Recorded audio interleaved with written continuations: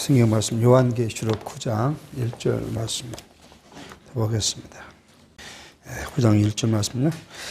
다섯째 천사가 나팔을 불매 내가 보니 하늘에서 땅에 떨어진 별 하나가 있는데 저가 무저갱이의 열쇠를 받았더라.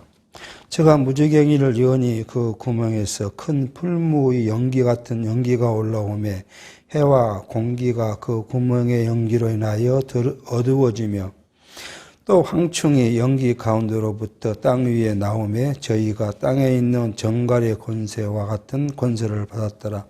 저희에게 이르시되 땅에 푸른 것이나 각종 수목은 해하지 말고 오직 이마에 하나님의 인 맞지 아니한 사람들만 해하라 하시더라. 우리는 요한계시록을 통해서 하나님께서 사단의 권세를 다 진멸하시고 온전한 하나님의 나라를 이루시고 하는, 그리고 그 백성들에게 그 하나님의 나라를 약속하시는 그 말씀을 지금 살펴갑니다. 다시 우리가 조금 더 정리를 하면서 말씀을 살펴보면요. 요한계시록이 첫 번째는 이제 개요에 대해서 이렇게 말씀하시죠. 요한계시록 뭐냐면 하나님께서 예수 그리스도께서 요한을 통해서 장차 될 일, 그리고 이 자리에 가면은 속히 될 일, 장차 또는 속히 될 일에 대해서 기록해서 누구에게 보내라고요? 일곱 교회의 사자들에게 보내라 한 것이 뭐예요? 요한계시록 전체에 주신 이유를 여기에 두죠. 그리고 나서 일곱 교회의 실상을 이제 이야기를 하십니다. 근데 이 교회의 일곱 교회는 어떤 상황이냐 그러면 외적 그다음에 내적 문제로 심히 위기에 놓여 있는 상황이에요. 외적이란 건 뭐냐면 당시에 로마가 장악하던 시대이기 때문에 정치적 권력 이런 걸로부터 박해를 받고 시련을 당하는 시절이죠. 이것만 있으면 사실은 괜찮아요. 오히려 위기를 받지 않아요. 우리가 기독교가 항상 전파될 때 생기는 건 뭐예요? 외부의 압력과 그 힘에 의해서 교회가 계속 성장하고 발전해 갔던 것이 우리 교회사, 2000년 교회사잖아요. 그런데 뭐예요? 내부예요. 내적인 것. 이게 부패입니다. 성도들의 부패, 교회의 부패예요. 이게 부패라고 하면 가장 큰 게 뭐겠어요, 우리가요? 이 부패는 뭘 중요시해요? 세속적 가치를 중요시해요. 그러니까 적당히 협력하고 화합하고 우리가 다툼이 없고 화평한 거 좋으니까 그냥 믹싱해 살고 신령한 것과 육체의 것들이 그냥 믹싱이 되고, 그리고 우리가 육체로 살아가니까 늘상 말씀드린 육체로 살아가니까 육체 것이 중요하죠. 그게 안 중요하다는 말 절대 아니죠. 그러니까 중요한 거기 때문에 또 그것을 많이 얻으려고 또 그것으로 만족하려고 그것이 목적이 돼버리는 그게 이제 부패예요.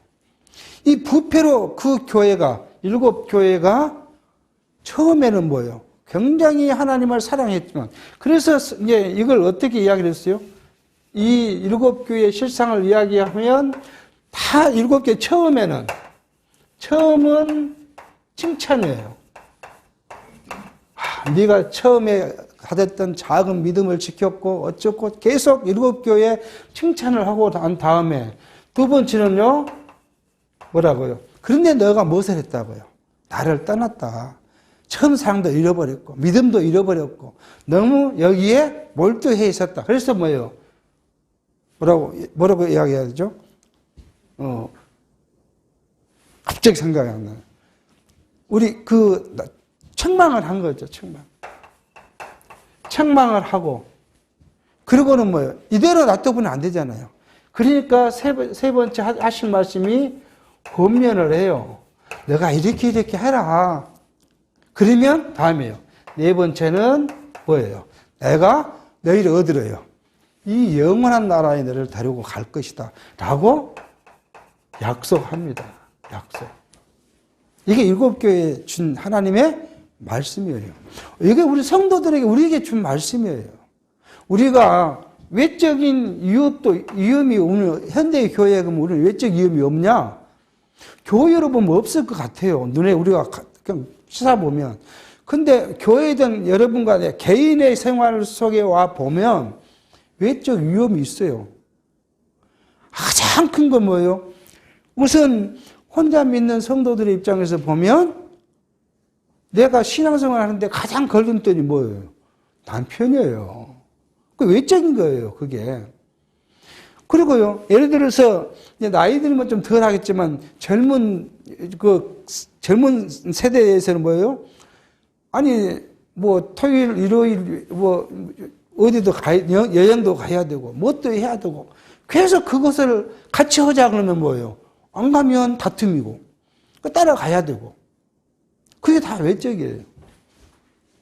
그런가 하면요, 우리가 조금 앞에 가면 누구예요? 공산당. 이북이 왔을 때 얼마나 기독교를 핍박해요. 지금도 핍박하고 있잖아요. 일제시대 때 일본이 얼마나 우리를 핍박했습니까? 이런 그 외적인 일이 다 계속 있었다는 거예요. 이때 당시 노마만 있었던 것이 아니라 노만 이후에도 계속 그런 세대는 계속 있어 왔다는 거예요.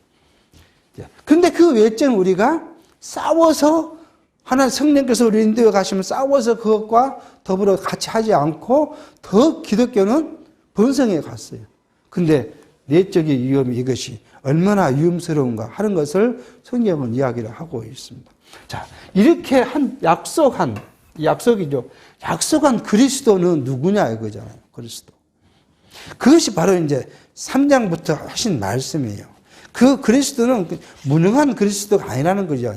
그래서 우리가 약속한, 이게 좀 이렇게 하겠죠. 이 약속을 해주신 그리스도가 약속한 그 나라가 뭐예요? 나라가. 그 나라가 처음에 뭐예요? 하나님, 보좌의 영광을 우리에게 살펴줍니다. 어떤 것인가? 우리가 영원한 그 나라는, 그리스도께서 계신 그 나라는, 하나님이 통치하신 나라는 어떤 것인가? 하고 4장에서 그 나라에 대해서 이야기를 하죠. 영광스러운 보좌가 있고 12장로가 있고 7영이 있고 7 등불이 있고 그러면서 그것이 어떤 것인가를 이야기하고요.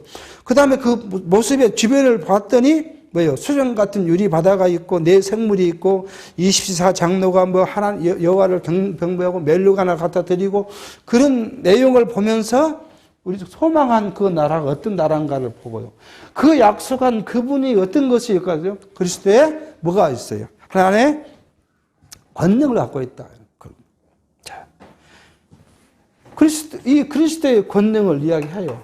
근데 그 그리스도의 권능은 뭐냐? 하면서 이제 5장에서 이야기하잖아요. 7 인을 떼실 그리스도 계시고 7 인을 봉한 책을 갖고 있고 7 인을 떼시는 그리스도이시고 7 뿔과 7 눈을 가졌고 막 그리스도의 권능을 이야기하는데 무시무시하게 보이는 거예요, 지금. 7 뿔을 달고 있다. 얼마나 무섭습니까? 그런 힘을 갖고 있는 그리스도께서 뭐예요? 우리에게 약속했다는 거예요. 이게 성경을 하나 떼놓고 이야기하면 뭔 말인지를 몰라요, 이게. 앞에서 한번 정리해보면 이런 분이 이렇게 하셨고 이분의 것이 이렇다. 그렇게 지금 성경은 이야기를 하고 있습니다. 그러고 나서요, 이제. 그러면 이런 분이 뭘 갖고 있느냐 하는 거잖아요. 그래서 지난 우리가 살폈던 것이 뭐예요? 하나님의 나라에 하나님께서 하셨던 권세를 이제 우리가 하나님의 주의 권세를 이야기했어요. 이분의 권세가 뭐 있냐? 이 능력을 갖고 있는 실제 힘이 뭐냐? 하고 했는데 그때 이야기한 거면 첫째 인을 떼잖아. 첫째 인을 뗄 때는 자 그렇게 하면서 처음에는 뭐요? 만물을 주관하는 권세가 있다. 주관하는 권세. 근데 그 아래 보니까 우리가 이제 첫째 인을 떼니까 사단을 주관하는 권세를 이야기를 하고 있고요. 이제 의역을 한 거예요. 그것을. 둘째는 전쟁을 주관하는 권세를 갖고 있고 셋째는 기근. 사단을 주관하는 권세가 있고요. 그 다음에 전쟁을 주관하는 권세가 있고, 그 다음에 기근을 주관하는 권세가 있고, 그 다음 넷째는 우리 가장 무서워하는 업무를 하는 권세가 있고, 다섯째는요, 기한과 때를 주관하는 권세가 있고, 여섯째는 뭐요? 재해를 주관하는, 이런 권세를 갖고 있다. 그러니까 뭐요? 우주의 모든 섭리를 누가 하고 있다고요? 약속하신 그리스도께서 하고 있다는 거예요. 그만큼 그분은 우리가 신뢰할 수 있는 분이라는 거죠. 왜? 우주와 만물을 주관하시고 섭리하신 분이기 때문에 우리가 그분의 말을 믿을 수 있고 그분이 약속하신 그 나라가 우리에게 반드시 올 것이라는 것을 이야기를 합니다. 그래 놓고 여기 가장 이런 권능에다가 덧붙인 거 뭐예요? 이쪽 가면요. 자, 성도를 어떻게 할 권세가? 구원할 권세가 있는데, 첫째는 유대인이고, 둘째는 이방인이고, 이를 구원할 권세가 있다. 그러니까 그리스도께서 여러분과 저를 이방인의 우주를 구원해 주셨다는 거예요.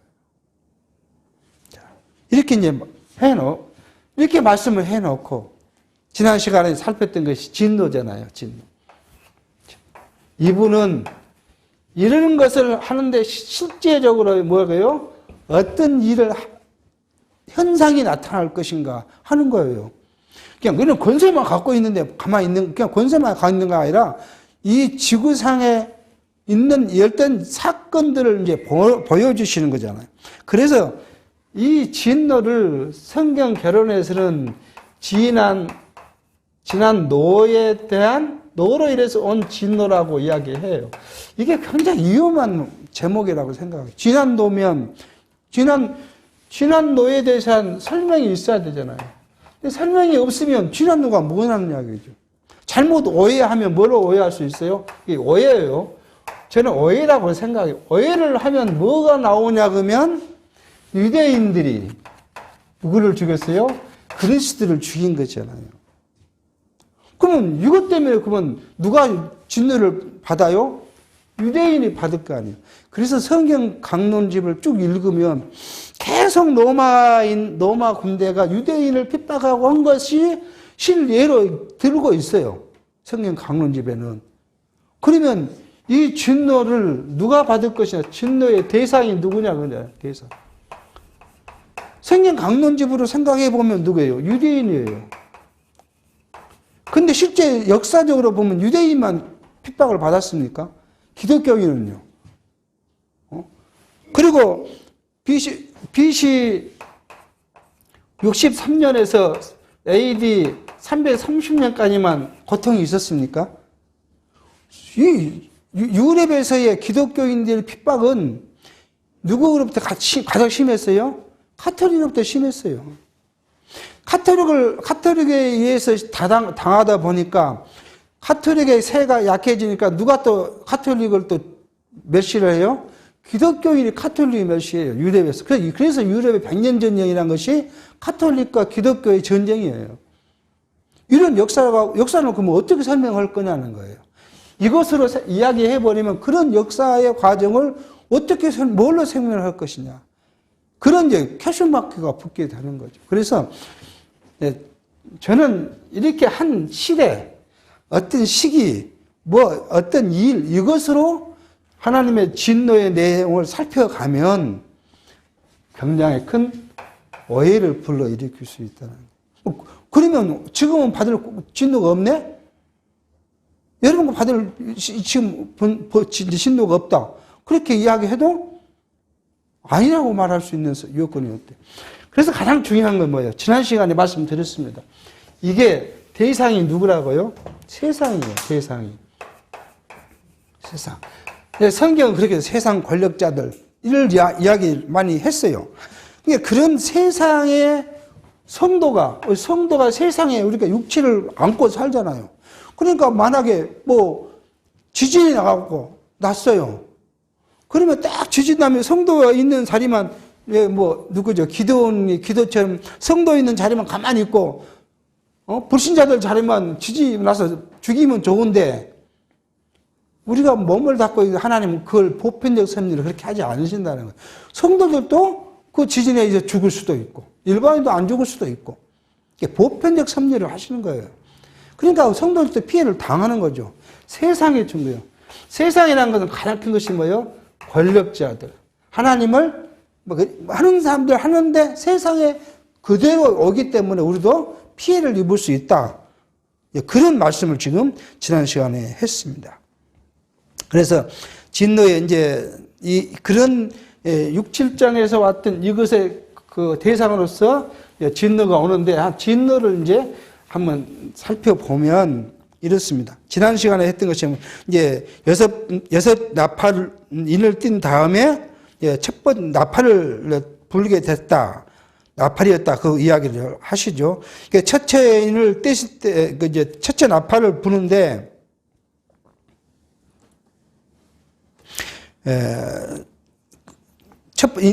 첫째 인을 띄니까 뭐예요? 7 천사가 나타나가지고 첫째 나팔을 보니까 수목이 3분의 1이 죽고, 수목. 첫째는 수목의 3분의 1이 이제 죽게 되고요. 둘째 나팔을 떼니까 생물의 3분의 1이 죽게 되고, 셋째 나팔을 떼니까 사람이 죽고, 사람을 죽이는 영이 있다 그러죠. 사람을 죽이고, 넷째는 그 다음에 천체가 어두워지고. 이런 것이 어느 한 시대만 있었겠습니까? 계속 우리 역사 속에서는 생기고 또 앞으로 생길 것이죠. 다섯째 나팔을 오늘 이제 다섯째 나팔 두니까 뭐가요? 황충의 힘이 올라왔는데 황충이 누구를 죽여라고요? 입맞지 않는 사람을 죽여라. 그렇게 이제 입맞지 않는 사람, 하나님의 입맞지 않는 사람을 죽여라. 그렇게 이야기를 했습니다. 근데 강론집에서는 이거예요. 입맞지 않는 자가 누구냐 하면 유대인이라고 이야기를 해서 강론집에는요. 그래서 유대인을 직면하기 위해서 누가 왔다가요? 로마가 군인이 와서 죽였다. 이렇게 이야기를 해요. 그러면 이때 당시에 죽은 기독교인은 뭐냐는 거잖아요. 그래서 저는 이런 해석은 굉장히 위험한 거. 인을 맞지 않는 사람이 누구예요? 불택자예요. 불택자. 불택자를 죽일 거예요. 언젠가는. 그러면 그 불택자를 죽일 때 가장 반발하는 사람이 누구겠어요? 사단이잖아요, 사단요. 그러니까 사단이, 하나님께서는 사단을 창조해서 누구를 다 끌고 가도록요, 불택자를 끌고 가도록 하는데 그거를 죽이라는 거예요. 천사가 와서 죽이라는 거예요. 그러니까 사단은 누구를 또 해야 하려고 해요? 택자들을 해야 하려고. 나중에 그것이 나와요. 그러니까 우리는 이게 뭐 어떤 특정 인물, 특정 집단을 이야기하면 우리가 오해를 일을 수 있으니까 불택자인 게 입맞지 않는 사람을 주겠다. 근데 성경은 여기는 하나님의 인이지만 뒤에 가면 뭔 인을 받지 않는 사람요? 666의 인. 짐승의 인이라 했잖아요. 짐승의 인을 받지 않는 사람들은 물건도 사고 팔 수도 없고 먹고 살 수도 없을 만큼 성도들 고난을 받아요. 여기에 대한 뭐였어요? 보응일 수도 있어요. 그래서 어떤 집단보다는 그냥 그대로 입맞지 않는 사람들을 오늘 말이요 죽여라. 그렇게 지금 말씀한 걸 보게 됩니다. 네, 여기 이제 무지갱이 열었더니 무지갱이가 뭐냐 그러면 지금 이렇게 해석하는 거죠. 무지갱이는 사단의 집단이죠. 사단의 집단이죠. 그리스도를 대적하는 집단을 했다가 가두어 둔 곳을 무지갱이라 그렇게 지금 성경학자들은 이야기를 합니다. 자, 계시록 20장 1절 이하분 또 내가 보면 천사가 무지갱 열쇠와 큰 쇠사슬을 그 손에 가지고 하늘로서 내려와서 용을 잡으니 곧 옛뱀이요 마귀요 사단이라 잡아 1천 동안 결박했더라. 그러니까 사단을 뭐예요? 1000년 동안 가두어 둔 것이죠. 1000년을 딱 가둬두면은 어떤 세상이 오겠어요? 시기하고 질투하고 미워하고 이런 것이 없는 세상이 오는 거예요. 아주 평화로운 세상이에요. 이 세상을 만들어 놓고 이후에 잠시 여기 사단을 불러내요. 불러내서 7년 성경대로 7년 반 동안에 이 사단이 막 굉장히 득세해서 이야기하게 해요. 그래서 뭘 하겠다고요? 가라지와 열매를 구분하겠다. 진짜 하나님의 성도와 그렇지 못한 자를 그 이후에 뭐예요? 그 이후에 영원한 심판이 오겠고 이것을 두 번째 죽음이라고 성경은 이야기해요. 지옥에 가는 거. 첫 번째 죽음은 뭘까요? 우리 목숨이 끊어지는 거예요. 첫 번째 죽음은. 그래서 성도들은 뭘 면한다고요? 둘째 죽음을 면한다는 거예요. 우리가 지옥에 가지 않고 어디를 가니까? 천국에 가니까. 그래서 성경은 이렇게 이야기를 합니다. 다섯째 나팔을 불었더니 황충이 왔다. 오늘 그렇게 지금 이야기하고 그 이야기를 쭉 합니다.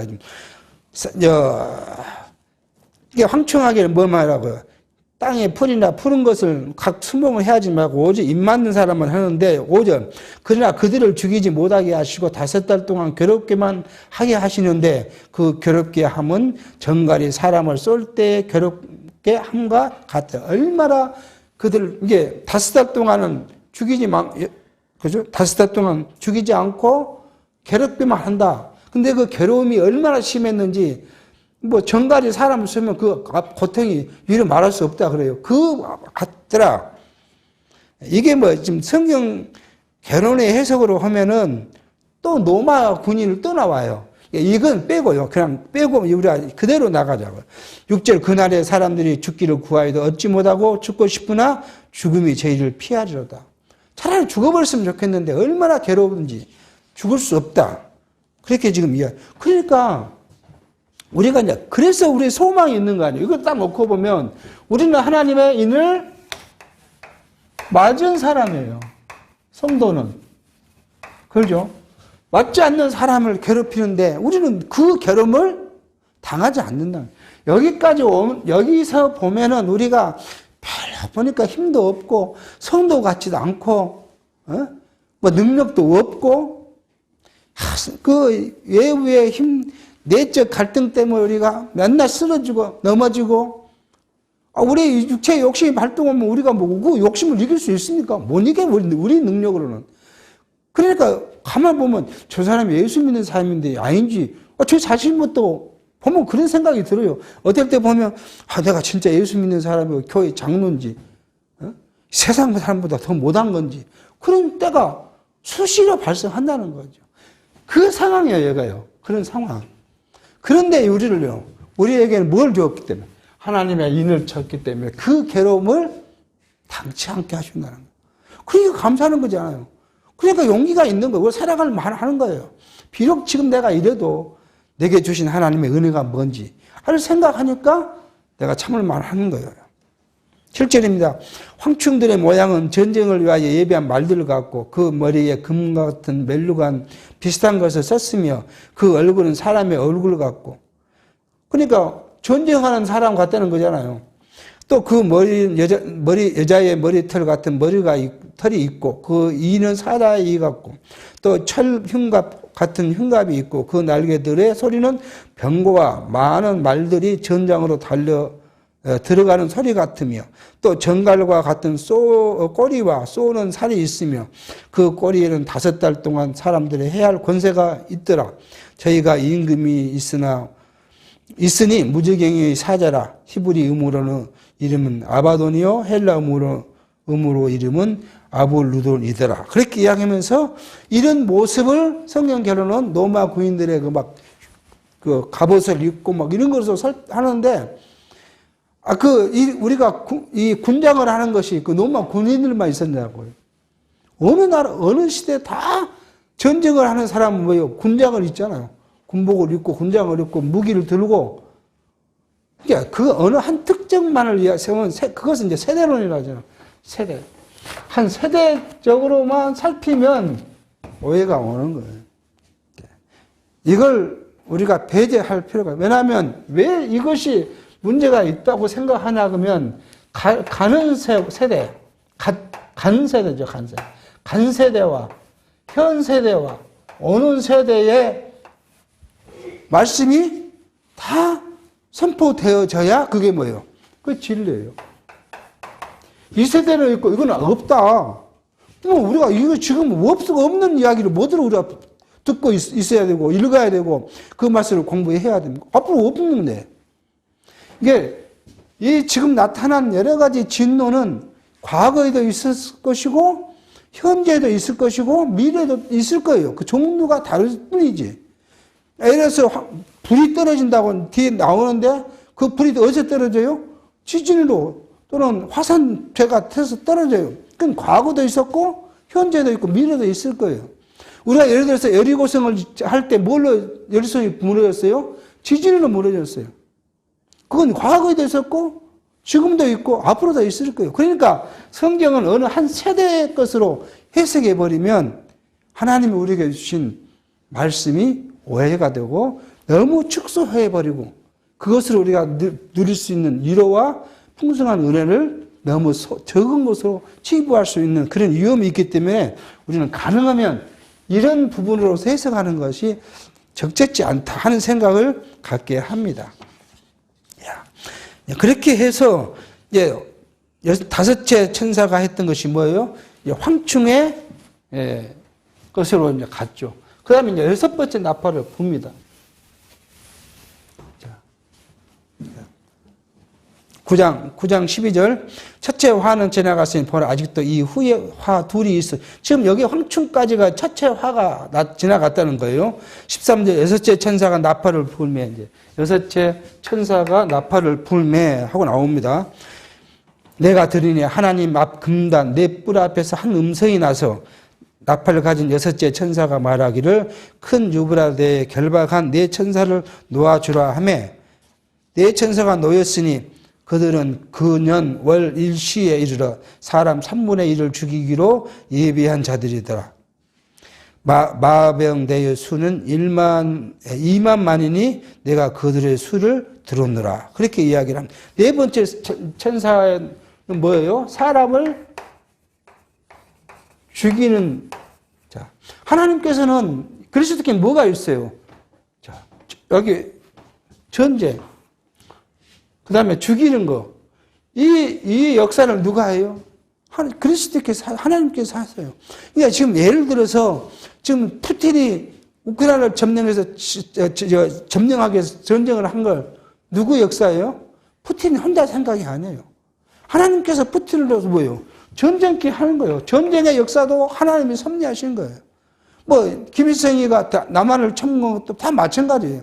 그것을 그대로 놔둬버리면 누구까지 다 죽어요? 자기 백성까지 죽이니까 그 기간, 때를 뭐 한다고요? 감하신다고 해요. 감하여 주신다고. 그래서 누구를요? 자기 택한 백성들을 보호하셔요.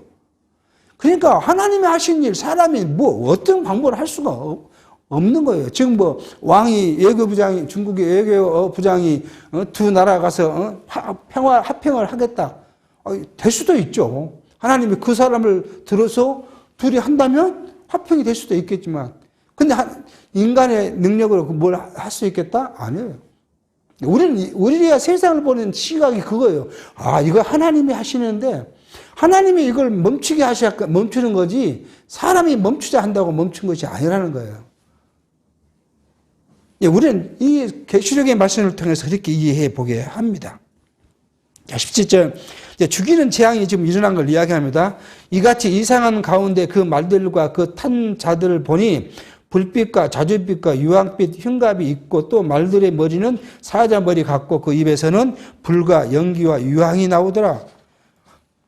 이 세상 재앙 곧 저희 입에서 나오는 불과 연기와 유황을 인하여 사람의 3분의 1이 죽음을 당하니라.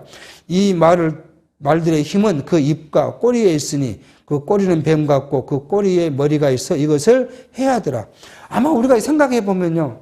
이 말을 또 다른 각도로 우리가 해석해 보면 요즘에 어떤 전쟁을 해요? 입이 뭐 있어요? 포문의 앞에 입이 있잖아요. 포를 쏘고 총을 쏘고 이렇게 이해해 보세요. 우리가 그냥 예를 들어보면 이해할 수 있어요. 그러니까 전쟁이 나면 그렇게 사람을 죽이도록 하셨다. 근데 이제 강론집에서는 이게 뭐 하나님께서 요한은 주께서 정하신 환난의 때에 진노의 도구로 사용하는 노마군의 이용이라고 이렇게 하는데 노마군의 이용이 뭐 입에서 불이 나고 연기가 나오고 그렇지 않잖아요. 그러니까 이러한 것이 상징적인 것이기 때문에 이것을 현대의 뭘로 입고를 시켜서 해석할 수는 없지만 예를 들어 우리가 이야기했는 그런 거잖아요.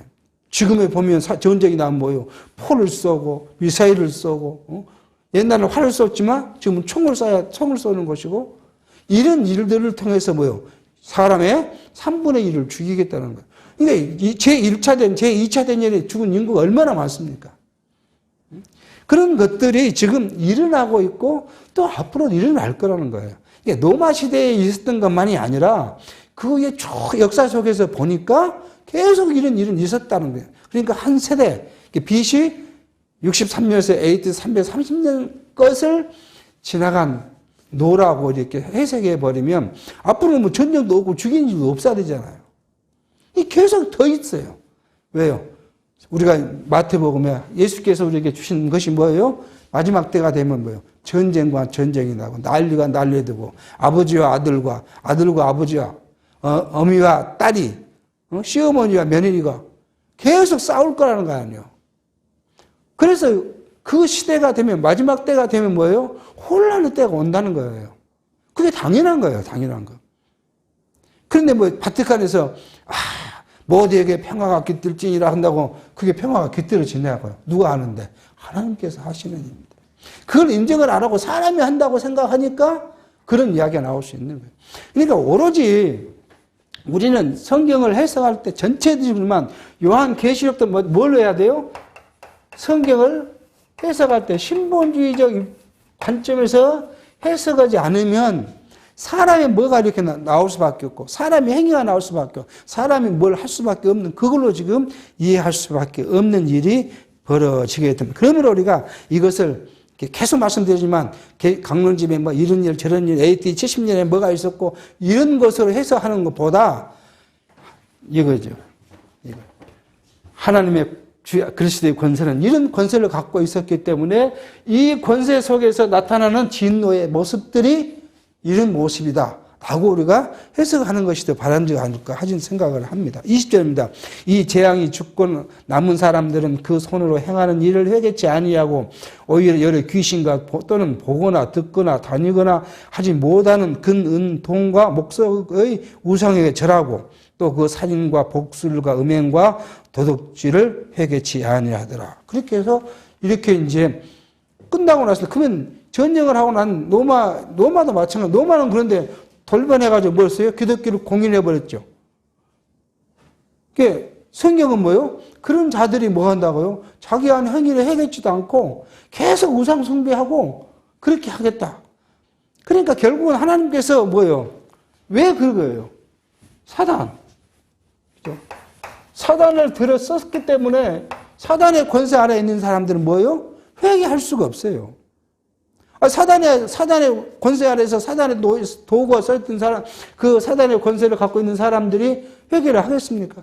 우리 지금 이렇게 또 엿나가는 것인데, 우리 정치를 보면 그 사람들이 회개를 합니까? 남 죽이려고 갖은 방법을 써서 해놓고, 돌이켜서 자기 잘못했다고 반성하고, 이렇게 합니까? 하지 않아요. 세상은 누구의 권세 아래 있으니까요. 사단의 지배 아래 있기 때문에 사단의 권세는 절대 회개할 수가 없는 거예요. 그랬더라. 지금 그게 이야기하죠.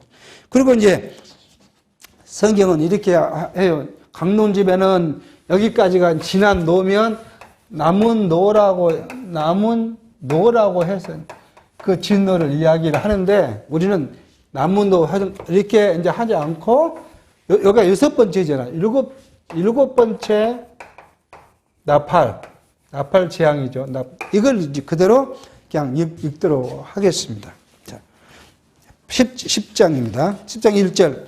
내가 또 보니 힘센 다른 천사가 구름을 입고 하늘에서 내려오는데 그 머리 위에 무지개가 있고 그 얼굴 해같고 그 발은 불기둥 같으며 그 손에 펴놓은 작은 책을 들고 그 오른발을 바다에 밟고 왼발을 땅에 밟고 그 사자의 큰 부르심과 같이 큰 소리를 외치니 외칠 때 일곱 우레가 그 소리를 발하더라. 일곱 우레가 발할 때에 내가 기록하려고 하다가 곧 들으니 하늘에서 소리가 나서 말하기를 일곱 우레가 발하는 것을 임봉하고 기록하지 말라 하더라. 일곱 천사가 일곱 우레가 있었다. 여기에. 근데 일곱 우레는 성경에 기록하지 말라. 그렇게 이야기했다는 말이에요. 그러니까 그래서 지금 이것 때문에 이렇게 이제 세세요. 제목을 붙였던 것 같다는 생각을 해요. 왜요? 이건 앞으로 남은 것이다. 여기까지는요, 요한이 본 것이니까 지나간 것이고, 여기는 남은 것이 이렇게 강론집은 해석을, 그렇게 제목을 붙였던 것 같아요. 근데 이 해석이 계속 반복되지만 세대론적으로 우리 보지 말자는 거잖아요. 그리고 이것은 하나님께서 주신 비밀인데 이 비밀이 뒤에 가면 다시 나오게 된다는 거예요. 그 뒤에는 이제 계속 앞으로 해나가. 그래서 한번 읽어보겠습니다. 오전 내가 본 바 바다와 땅을 받고 선대 천사가 하늘을 향하여 오면서, 그러니까 1절부터 4절까지의 그 일곱 천사의 그 힘있고 위력이 있는 그 모습을 이야기인데, 한 발은 여기에 걸치고 한 발은 저기 땅에 걸치고 바다에 걸치고, 그런 이제 그분의 힘을 지금 그렇게 이야기를 했고요.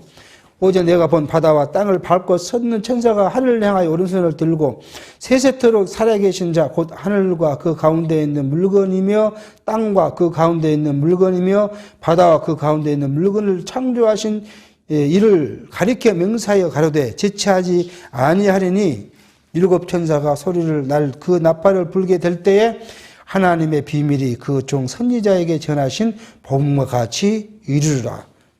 그랬죠. 첫째 일곱 천사가 소리를 낼 때, 그 나팔을 불게 될 때에 하는 것이 뭐예요? 하나님이 작정하신 일. 하나님 작정하신 일. 그리고 일곱 천사 나팔을 불 소리를 내게 그 될 때가 하나님 작정한 일이 이루어질 때라는 거예요. 하나님 비밀이 그 종 선지자에게 전하신 복음과 같이 이루어지리라. 둘째는 무엇일까요? 그 선지자의 종들에게 했던 그 복음은 무엇일까요? 하나님께서 창세 전에 작정해 놓았으나 아직 드러나지 않은 비밀. 그 신약시대잖아요. 신약시대 선지자들로 예언한 대로 이루어진다는 거죠.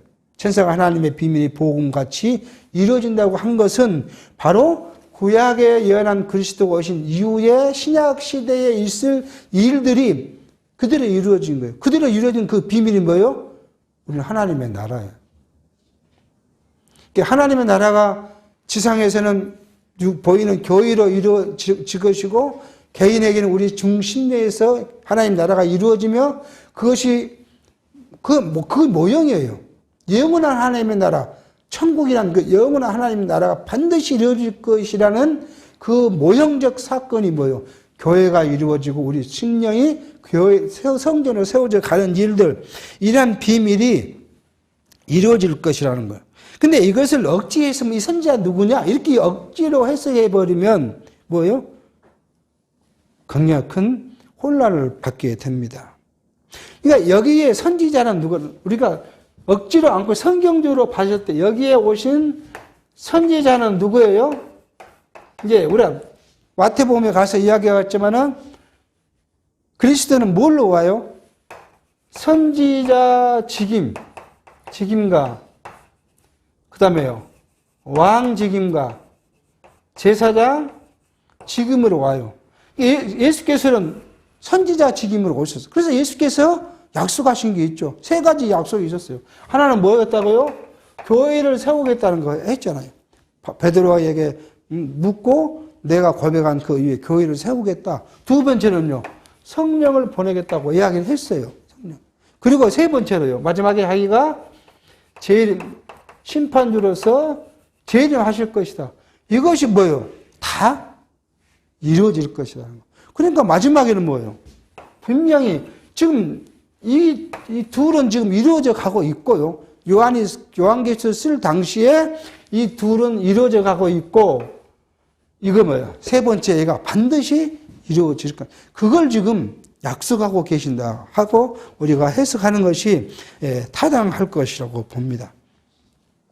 그래서 천사가 이제 그 일곱 천사가 사명을 이야기하는데 8절 하늘에서 나서 내게 들리는 음성이 또 내게 말하여 가로되 내가 가서 바다와 땅을 밟고 섰는 천사의 손에 펴놓은 책을 가지라 하기로 내가 천사에게 나아가 작은 책을 달라 한즉 천사가 가로되 갖다 먹어버리라 내 배에는 쓰나 내 입에는 꿀과 같이 달리라 하거늘.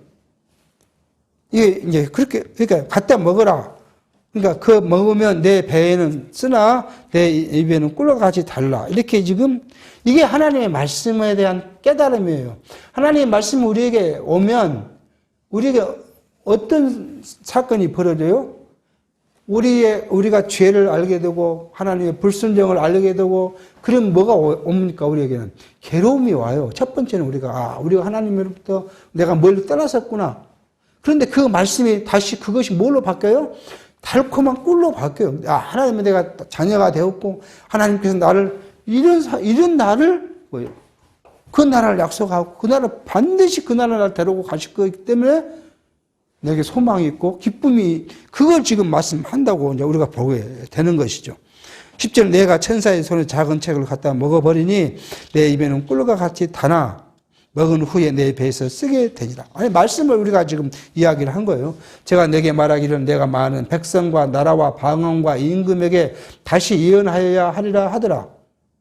천사가 요한에게 말하기를 유다 백성과 이방 백성을 임금들에게 누구에 대한 복음을요? 예수 그리스도에 대한 복음을 다시 전파하는 사명을 부여했다.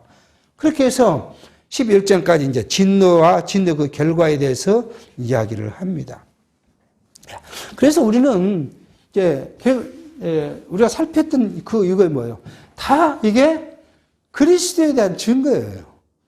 또 그리스도께서 오셔서 하실 일에 대한 사역에 대한 일들이에요. 그냥 어디 뚝 떨어진 요한계시록이 아니라 요한계시록은 어디서부터요?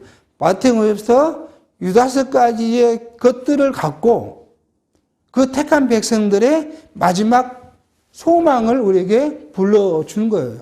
그러니까 우리가 소망이 있는 거예요. 과거에 우리 선진들이 아니 그렇게 했다잖아요. 우리 로마 시대에 그렇게 했다잖아요.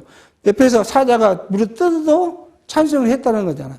로마 비사를 보면 로마 네로 황제가 이 충격을 받았던 것이 그렇다는 거예요. 기독교인들을 불러놓고 자기 대신 이제 그 사람들 죄를 씌워서 죽이려고 하는데 불등에 집어넣는데도 그 사람들이 아주 편안한 얼굴로 찬송을 하며 그 불구덩이에 들어가더라는 거 아니에요. 저 괴물이라고 하더라는 거예요. 너희는 저 괴물들이라고. 아니 사람 죽는데 무슨 저 찬송을 하고 가느냐. 전 인간 아니다. 그 괴물이다. 성도들이 그 소망이 확실하게 우리에게 와 닿아지면 우리는 그런 기쁨이 있는 거예요. 그래서 성경이 요한계시록을 통해서 주신 희망이 오늘 여러분과 저에게 있다. 그렇게 해서 지금 하나님의 진노의 모습을 살펴왔습니다. 마지막에 이제 일곱째 나팔 이후에 지금 진노 중에서 11장에 주고자 하는 것들은 다음 시간에 하고요. 그 11장이 지나가고 나면은 그 다음에 뭐가 오나 그러면 이제 하나님의 심판에 와요. 그러니까 이게 딱딱 그러간 거예요. 우리가 하나님께서 개론적으로 요한계시록 목적을 이해하고 목적 중에서 가장 대상인 7교회를 이야기하고 7교회의 책망과 권면과 약속을 한 그리스도가 어떤 거, 우리가 주시겠다고 하는 그 약속의 나라가 어떤 것이고 그분은 어떤 모습이고 그 모습을 갖고 있는 그분이 갖고 있는 힘은 뭐고 그 힘을 통해서 세상에 심판하기 이전에 자기 모습을 나타내는 그것이 뭔가를 지금 쭉 이렇게 이야기해 놓고 그러고 나서는 내가 세상을 심판하시겠다. 심판을 하는데 그 심판의 조건도 있겠죠. 이제 심판을 하고 난 다음에는 뭐예요? 그리고 아까 말씀드린 대로 7년 반 동안에 사단을 내내서 우리를 시험케 한 다음 그 사단을 영원한 형벌로 사망으로 보내고 우리는 영원한 나라를 소유하도록 하시겠다. 그리고 나니까 뭐예요? 하나님의 통치한 나라는 어떤 나라냐? 사단의 권세를 싹 제거해버리면 어디와 같아요?